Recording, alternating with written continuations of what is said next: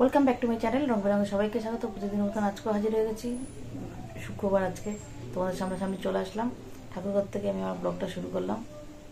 এই ঠাকুরঘরে এবার পুজোয় বসবো, ফুলটা আনো, তোমাদের দাদাভাই ফুলটা আনো, পুজোয় বসবো। আমি তো ওখানে আশিপাশি কাজ ছেড়ে চলে এসেছি। মা এখানে অনেকটাই গুছিয়ে রেখেছে। এই যে তরকারি, মা তো নিচে বসে পারে না, এখানে বসে বসে তরকারিটা কাটে।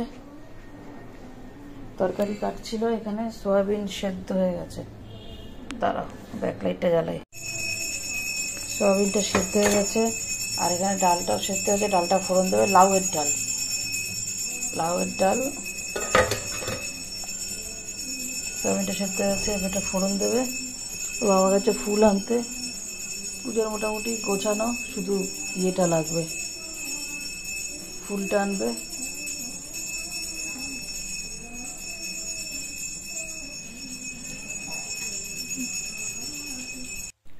এখানে ভাত হয়ে গেছে আর ডালটাও সোমবার হয়ে গেছে। এবার আমি এখানে সয়াবিন আলুর তরকারিটা বসাবো। সয়াবিনটাও সেদ্ধ হয়ে গেছে, তোমাদের আগেই দেখিয়ে দিয়েছি। আর পেঁপে আর আলু দিয়ে হবে সয়াবিনটা রান্না। এখানে দেখো এই যে সয়াবিনটা সেদ্ধ, আর এখানে পেঁপে আর আলু একটুখানি ভাপিয়ে রেখেছি। আর এখানে আলুটা সেদ্ধ মাখা হবে, তার জন্য এখানে শুকনো লঙ্কা ভেজে নেওয়া আছে। পাশে একটু আদা আছে, আদাটা সয়াবিনে দেবো। দেখো ডালটা সোমবার দেওয়া হয়ে গেছে।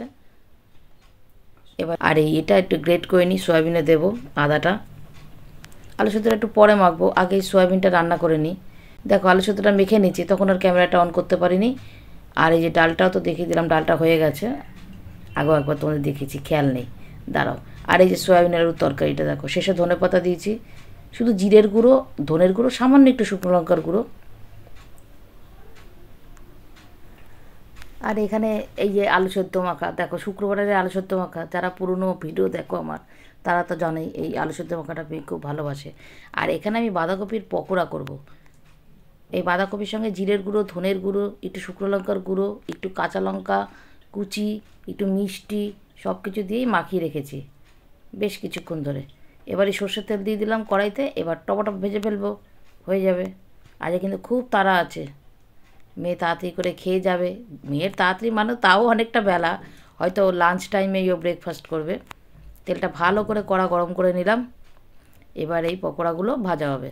পকোড়াগুলো ভাজা হলেই রান্নাটা হয়ে যাবে, কিন্তু এই ভাজাটা ভাজতেই তো টাইম লাগবে, অনেকটা সময় সাপেক্ষের ব্যাপার।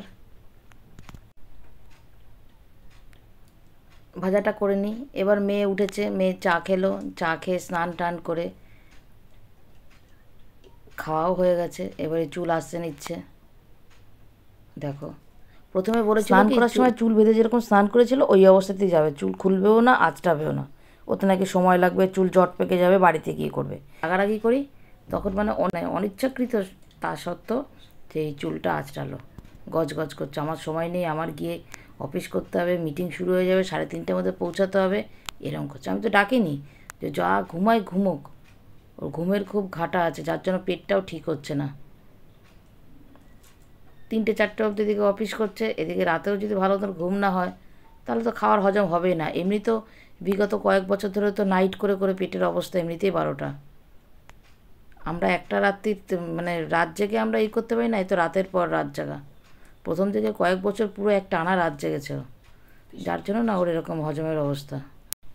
দেখেছো, দেখো ক্যামেরাটা ধরার কারণ এটাই। দেখো নতুন বিয়ে হয়েছে, খোপা করছে, দেখো কোনো রকম সাজ নেই, ও হাতে কোনো কিছু পরবে না, ও গলায় কিছু পরবে না, কুটকুট করবে, কিচ্ছু পরেনি। আমি আজ এবারে খুব বকেছি ওকে, খুব রাগারাগি করেছি, খারাপও লাগছিলো, যাওয়ার দিন বকাবকি করলাম, কিন্তু না করে উপায় নেই, ওকে না বকলেও হয় না। যতই যাও একটা দেখতেও তো একটা খারাপ লাগে, দেখ প্রথম প্রথমই মানুষ দেখবে, তারপরে কিন্তু কেউ দেখবে না, নতুন নতুনই দেখে। এর মধ্যে আবার দিদিভাই ফোন করলো, দিদিভাইয়ের সঙ্গে একটু কথা বলছে। ওই যে সেই মোবাইল সরি এই ঘড়িটা, ওই ঘড়িতে তো ফোনও করা যায় না। অ্যাপেলের ঘড়ি কিনেছে, যেটাতে মানে ফোনও করা যায়, হোয়াটসঅ্যাপ করা যায়, মেসেজ করা যায়, সব করা যায়। চুল উঠছে, খুব চুল উঠছে। নিয়ে নে, ওটা একটা বার করতে হবে। ঠিক আছে, হ্যাঁ ওটা ভুলে গেছিলাম, ওটা নিয়ে তুতে কালার দিলে হবে। তুতে তুতে চলবে, তুতে। আচ্ছা ঠিক আছে। সায়ার বান্ডিলটা কোথায় রাখলাম, বড় আলমারিতে। ভাগ্যিস ওটা তো ঢুকাসিনি। এবার মেয়ে অনলাইনে গাড়ি বুক করছে, যাবে। মা এখানে বসা, সব জিনিসপত্র গুছিয়ে নিয়েছে। এবারে ও অনেকটাই জিনিসপত্র নিয়েছে গুছিয়ে। জুতো টুতোগুলো নিতে পারেনি, জামাই নিয়েছে, কেন অফিস টফিসে যাবে সব ঘুরিয়ে ফিরিয়ে। ওখানেও জামা কেনা হয়ে গেছে, এই বিয়ে হয়েছে 15 দিনও হয়নি, অনেক জামা কিনে ফেলেছে।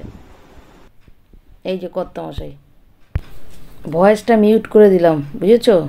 তোমাদের দাদাভাই কি বলবো, মানে মানে ঢাকাইয়ে পোলা না, যত বিটলামা বুদ্ধি যত ওর মাথার মধ্যে, তার জন্য ভয়েসটা মিউট করে দিয়ে তারপরে আমি ভয়েসটা দিলাম।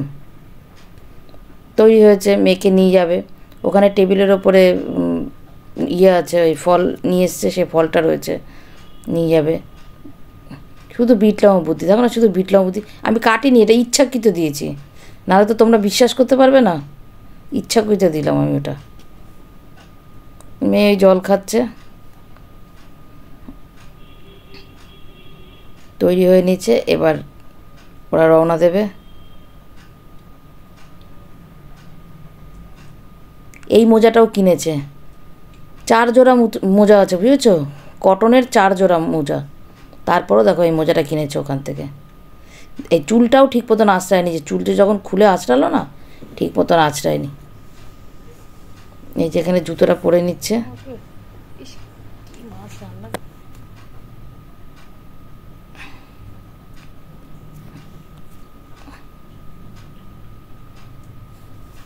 ব্যাস, দেখতে দেখতে দেখো 2-3 দিন চলে গেল, কীভাবে যে ঝড়ের মতন গেল দিনগুলো। Hello hello hello. ফলের প্যাকেটটা নিয়ে নিচ্ছে, ফলের প্যাকেটটা নাহলে ভুলে যেত, মনে করিয়ে দিলাম। এবার ওরা আস্তে আস্তে রওনা দিক। ড্রাইভার জিজ্ঞাসা করছে, লোকেশনটা বুঝতে পারছে না, তাই জিজ্ঞাসা করছে মেয়েকে।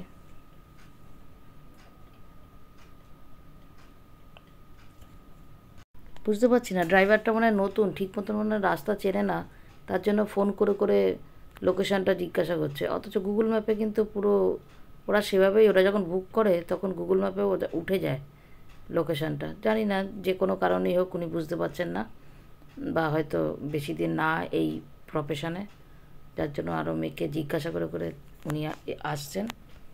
তো ওরাও আস্তে আস্তে এগোবে, ওর বাবা জুতোটা পরে নিচ্ছে। মেয়েও তৈরি, দেখো মেয়ে যাচ্ছে বাপের বাড়ি থেকে শ্বশুরবাড়ি যাচ্ছে। দেখো কি বলবো, ও আর পেরে উঠছে না গো। কেননা রিসেপশনের পরের দিন থেকেই তো অফিস জয়েন করেছে না, অফিসে তো প্রচুর প্রেশার। আর কগনিজেন্টে তোমাদের যারা বাচ্চা আছে তারা জানবে যে কগনিজেন্টের কী প্রেশার। আইটি মাত্রই প্রেশার, কিন্তু কগনিজেন্টে মারাত্মক প্রেশার। তারপরে ইয়ার এন্ডিং সামনে, তার জন্য এত ইয়ে।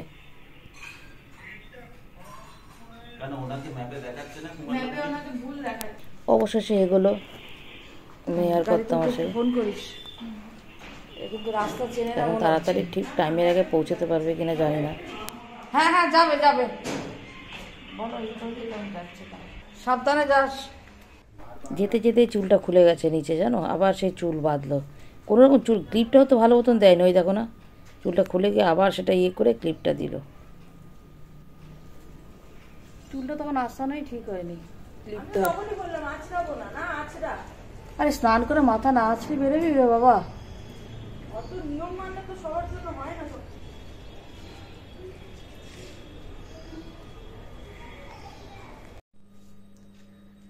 গুড ইভিনিং বন্ধুরা। তারপরে তো রান্নাবান্না করার পর পর তো তোমাদের সামনাসামনি আসা হয়নি।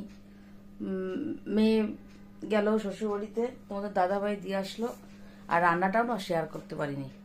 আজকে তো রান্না পুরো মানে করলাম কিছু কিছু, মানে অল্প অল্প অল্প অল্প করে দেখিয়েছি, কিন্তু রান্না হয়ে যাওয়ার পর যে একসঙ্গে, সেটা আর তোমাদের সাথে শেয়ার করতে পারিনি।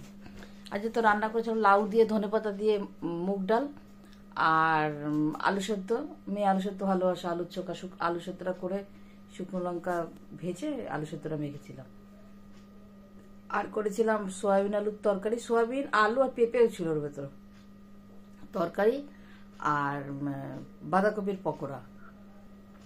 তখন একটু তাড়াহুড়োও ছিল, মেয়েও বেরোবে, ওর বাবা নিয়ে যাবে, ওদেরকে খেতে দেওয়া এই করতে করতে দেরি হলো। তারপরে ওরা চলে যাওয়ার পর আমরাও তখন একটু খেয়ে নিলাম। সকালে আজকে খেতে দেরিই হয়েছে, তখনই আমরা খেয়েছি, আর এখন খেলাম। ওর বাবা মেয়েকে দিয়ে আসলো, আসার পর ওর বাবা খেলো আর আমি খেলাম। আর মেয়ে মা সকালে চিড়ে খেয়েছিল, তারপরে ওর মা মা ওই দুপুরে ও মা যে টাইমে খায় সেই টাইমেই খেয়েছিল। আমরা একটু আগে খেয়েছিলাম, ওই টাইমে খেয়ে আর তখন খাওয়া যায় না, এই এখন খেলাম। এই যাই হোক, তোকে মেয়ের ঘরে এখন শুয়ে রয়েছি। এই যে মেয়ের ঘরে শুয়ে রয়েছি।